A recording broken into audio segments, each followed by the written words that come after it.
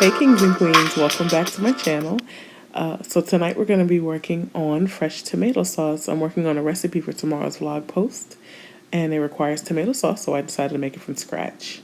So today's spice rack is Italian seasoning, herbs de Provence, sugar, salt, and black pepper. Complete ingredients can be found in the description box below.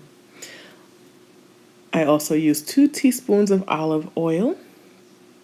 I use vine tomatoes. I use organic vine tomatoes for this recipe. This also calls for 4 garlic cloves and 2 pounds of tomatoes. It said large tomatoes, but I use vines so they're smaller. But again, I use 2 pounds. I cut every tomato in half horizontally so that I can lay them flat in the pan. This is the entire 2 pounds cut. And then so we prepared the pan by putting the 2 tablespoons of olive oil on the bottom, mincing up the 4 garlic cloves and adding all of the dry ingredients evenly spread across the bottom, and then spreading each tomato, laying it on top of all of the seasonings.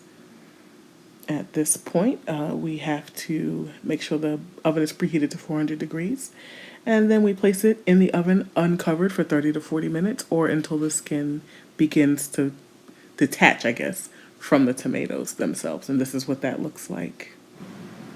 Finally, we wait for the tomatoes to cool for 30 to 40 minutes. We peel the skin off, which it comes off easily. I then use the fork to mash all the tomatoes in the sauce. The house smells so good, y'all.